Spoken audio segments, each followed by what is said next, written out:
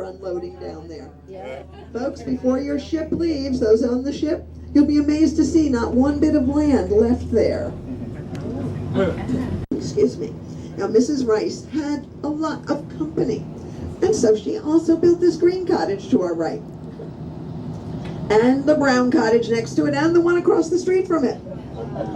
In fact, she built 6 cottages here on West Street, so no one who visited her would ever have to put up with primitive hotels. It was known as the age of conspicuous consumption. Back in the day, this cottage was built by the Bodwin family, direct descendants of Alexander Hamilton, our first Secretary of the Treasury under George Washington, and later purchased by Tristram and Fifi Colquitt. All around this cottage for her, only a very small remnant remained today. But because Fifi loved those gardens so much, she took very good care of her gardener, built him a cottage as well. Not on the right, folks. Gardener's cottage is on the left here. He stayed for 35 years. I would have. Of 1947. And I will be talking about that fire throughout our tour today. Prior to that, Clarence, that Wonderview Inn is built on the foundation of the cottage that belonged to Mary Roberts Reinhardt. Foundation of Mizentop Cottage, which was built by the descendants of Cyrus McCormick, who invented the reaping machine. On our right, College of the Atlantic. Down this driveway to our right is a wonderful natural history museum open free to the public every day. Also, on the white cottage with black shutters on the bayfront that belonged to Sir Harry Oakes. Sir Harry was a Mainer who made his fortune in the goldfields of Ontario in 1943. That murder made headline. Cottage belonging to Mr. Proctor of Procter & Gamble fame. Mr. Gamble's cottage was on the other side of the bay. America would like to have to drive the same one, so that every day they could put a different automobile on it and point 3 orchestras and 3,000 guests. Cross Frenchman's Bay to our right at about 2 to take them to Bangor. They were seen by a brewer housewife. I'd come to Salisbury Cove, and that is where that 1947 fire began. I am turning into the main entrance to the National Park, and in just a moment, and a terrific 15-minute film narrated by Jack Perkins. Now, Jack Perkins, CBS newscaster, so the number dwindled, and when Jack Perkins left in 2004, the Park Service bought the island, tore down the remaining buildings, and Bar Island is open on the island, and he didn't want to have to share the road with us. And when you look at that island from here, get an idea of where the porcupines got their name. Notice how it dips down to follow the natural contour of the road. Notice also the beautiful hand-chiseled granite that it's built up. Same for the guardrails. And they began to look all over the world to tourists. To the left of that is Door Mountain, and to the left of that is Champlain. Look to your left, folks, as I turn to the right.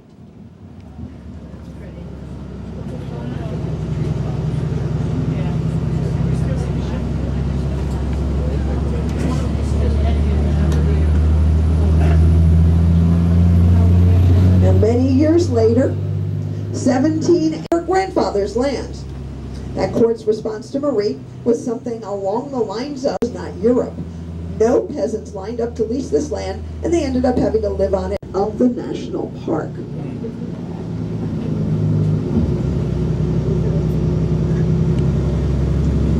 Now, there are carriage roads going all the way around Eagle Lake. Them from here, thanks to the wonderful work of John D. Rockefeller Jr. and his landscape architects. Now, Eagle Lake was carved by the glacier that came through here 20,000 years ago.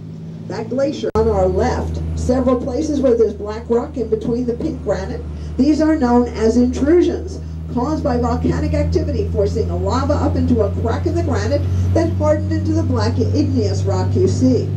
Below us, Eagle Lake, and further out to Blueberry. It's all made with our little tiny, super sweet, wild Maine blueberries that taste unlike anything you've ever tasted anywhere else in the world. Corsair behind that breakwater. Now, Mr. Morgan never did have a cottage here on the island. When he came here, he would stay aboard his yacht.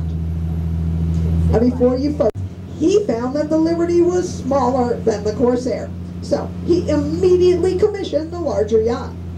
On the island, look up at about 2 o'clock, the mountains make a V, And you can see a triangle of water in that peak. That is Somme South. Stewart, who summers here. And just off our island there are those Cranberry Islands I told you about earlier.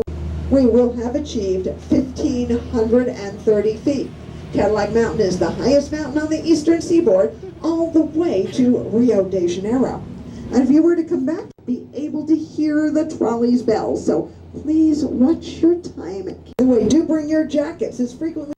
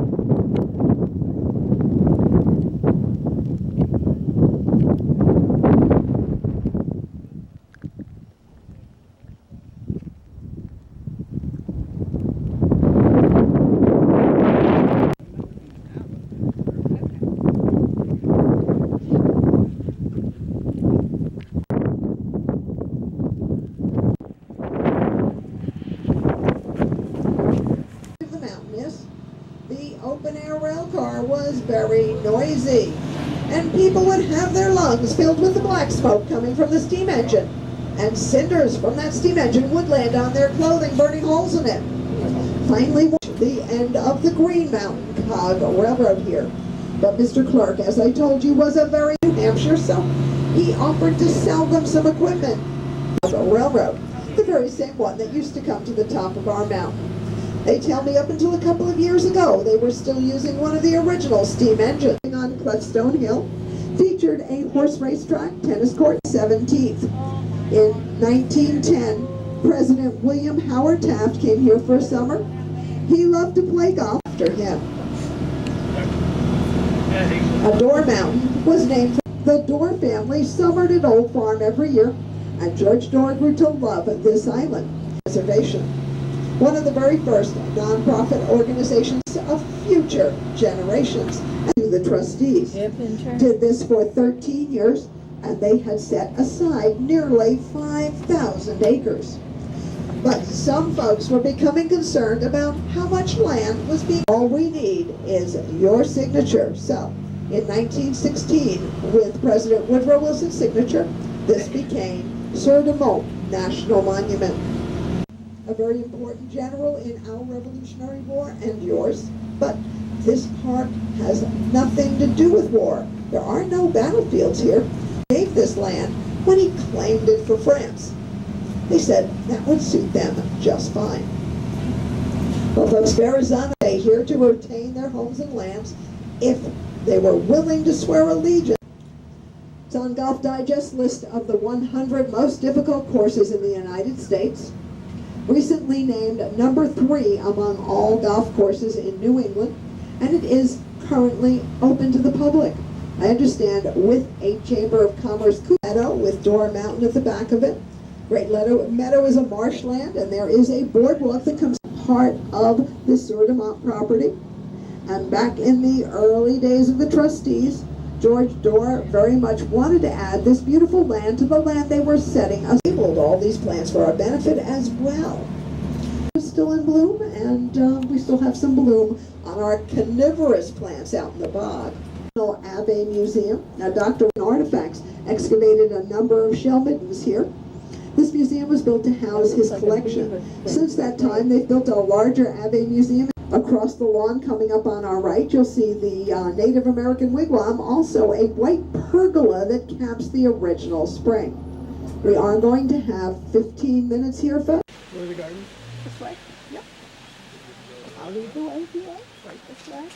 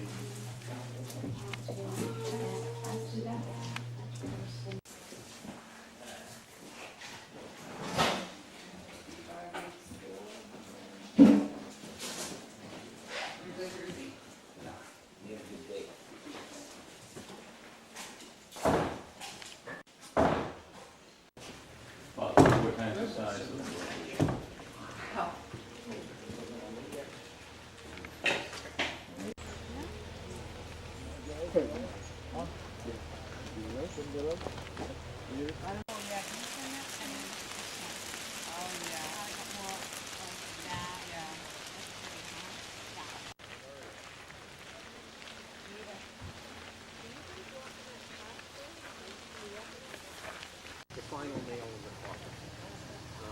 The URJ, as I know it, is no longer. Now that's probably a good thing. That's probably the way it should be. But I was really feeling that a good friend had died. But even the lowliest plant here in nature has its place. Yeah. Skunk cabbage is very important to the bears. When bears get ready to hibernate, they will eat.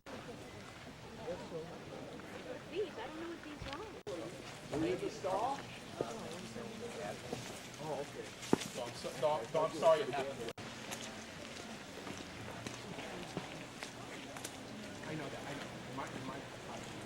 Early spring to late fall, swimming in there every day. His parents had built a salt water pool. Quite a lot of them. Oftentimes they'll come right to the edge of the road to nibble on the freshly flossed shoots of grass. Another wildlife we often see is a wild turkey, especially this time of year. They're flocking. They like the arrival of river otters. They were seen at the tarn and also at the beaver pond, running headlong across the golf course. There are no moose here, but they assured me that they knew what moose. So I reported their sighting to the park rangers, who told me that several days earlier that bull moose had moose's territory and he returns to the mainland. Now beaver were extinct here, but George Dorr was instrumental in bringing several. Only one is active. Yeah, right there. Yeah.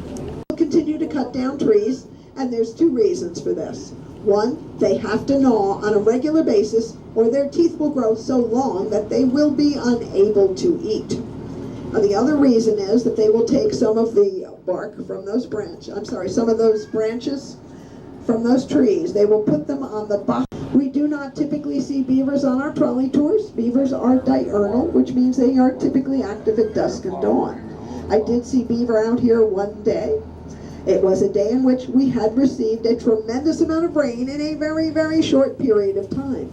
And so much rain, that's just what they were doing that day. That normally does not happen here, and there is a very good reason for that. It is called park rangers. You see, the rangers don't want the beavers building this dam any higher and having that water threaten this road, so they've put a bypass pipe around this beaver dam. Beaver Dam is coming up below us to the right, an amazing beaver dam. Look at the backside as we go by, see how tall it is. They're smart. Nobody teaches them. And we do have another family of beavers in this pond to our left. Their lodge's president. Another company spokesperson was Ward Bond. Next, do you remember which park? What TV show set foot off that rock for 6 months? Those fingers of granite protruding out at the tip of the Scudic Peninsula. Up above the trees on the Scudic Peninsula, we can, despite all her wealth, Mrs. Hawks was at loneliness. During World War II, she felt it was no intention of doing so, but I will tell you what I've been told about it. In many places, some of those ledges that are traversed up on that trail, they tell me, are only 6 inches wide. When we do see how peregrine falcons became endangered in the 1960s along with would break long before they could hatch them. We did ban DDT and there were no fees in George Doerr's day. Mr. Doerr worked tirelessly every year to solicit donations in 1960, and the first fee station appeared here in 1964. Now, fees are relatively reasonable. A carload, author of the Hudson River School of Painting, came here in 1844, stayed with, there were 15 hotels in Bar Harbor. By 1888, 18 hotels with 2,500 rooms. Well, the paint and a little hint of that emerald green water. It shows up best when the sun's shining on it. Now, this part of the island belonged to Mrs. Satterley. She was J.P. Morgan's daughter. Mr. Morgan gave his daughter 100 acres and Great Head Cottage on the other side of Great Head there facing the ocean as a wedding present. Well, Mrs. Satterley built herself a tea house on those cliffs over there overlooking Sand Beach, and she would have her guests out here green color because Sand Beach isn't actually made of sand. Does anyone here know what Sand Beach is made of? It's made up of crushed seashell. Time to see the coastline. The rain makes the pink really pop in the granite.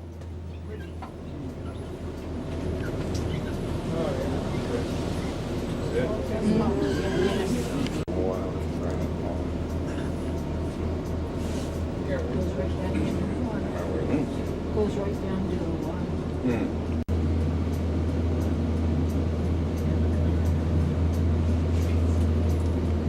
Just another minute, folks. Thunder Hole is a natural thing. Hundreds of years of the ocean beating against the shore here has washed away all of that softer black igneous rock and left us with a long, narrow channel in the granite that before high tide, when everything is perfect, a wave will come up the channel, block the entrance to the cave, trapping air inside it. And it is the compression, it says 11.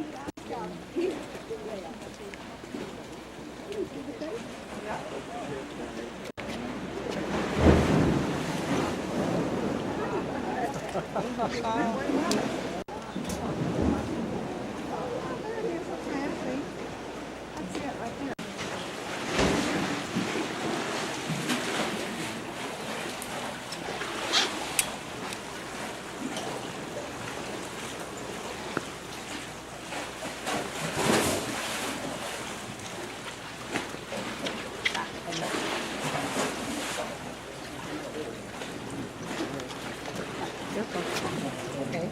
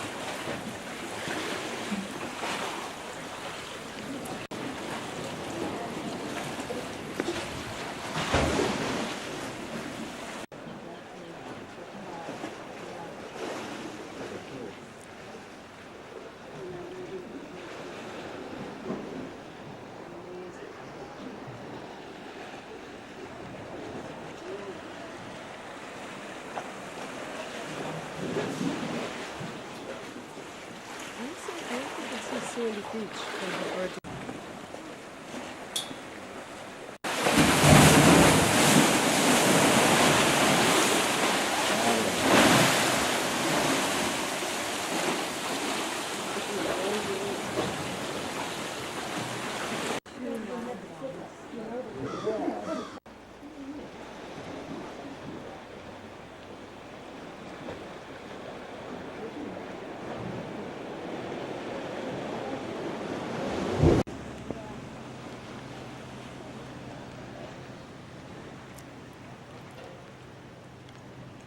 One left. Oh, yeah.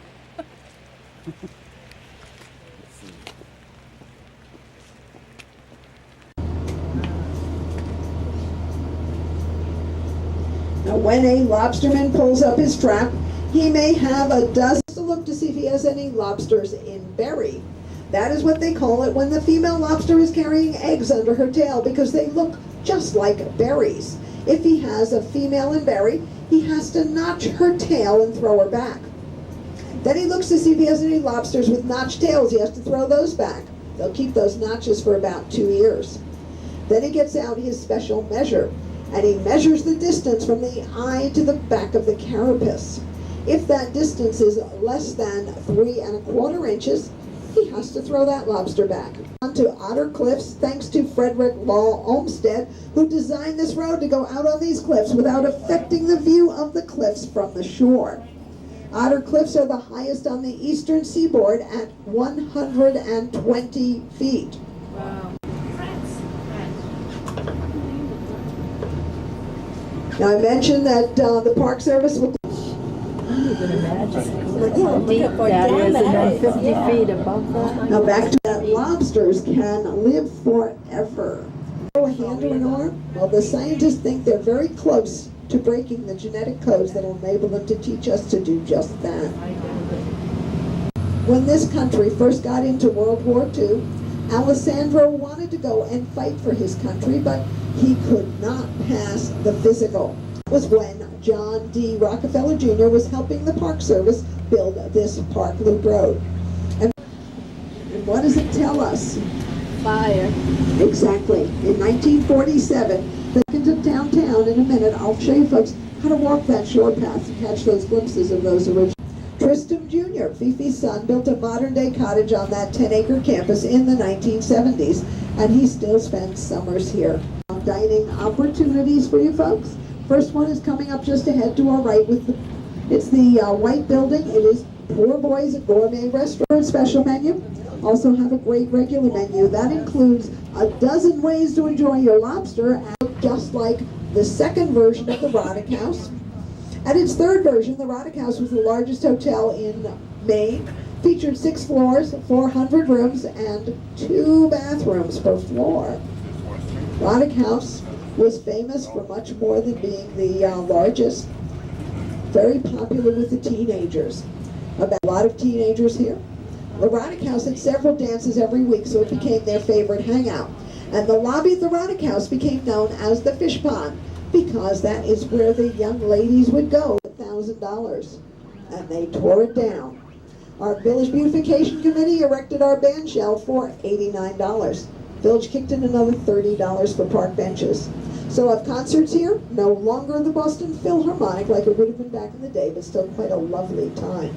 This is where the majority of the free Island Explorer buses originate as well, folks. You can see several of them on the ice cream consumption. Now that is true.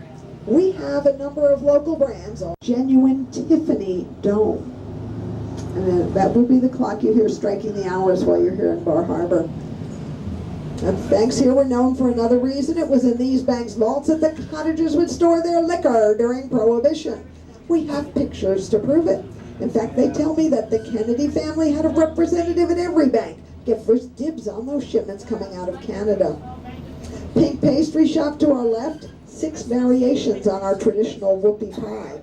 A Downey's Deli is a great place to get a box lunch. It's all homemade. Lobster rolls, deli sandwiches, and salads and soups. But my favorite is their Thanksgiving day after. Fresh roast turkey, cranberry sauce, stuffing on Agamemnon House, built 1855. To walk on the shore path, folks. You're going to walk along west, going along the shore, and you're on that shore path. It's a 1-mile round-trip paved pathway. Views of the Porcupine Islands, glimpses of original cottages through the trees. Through the trees, you can also see Egg Rock and Egg Rock Light 4 miles down out the mouth of the bay. And also on the shore path, Balance Rock, a glacial erratic left precariously perched by the retreating glacier 12,000 years ago. Another dining opportunity in the ground floor of the Brown Building, we have the Fish House Grill. So much for riding on Ollie's trolley, folks. You're very welcome.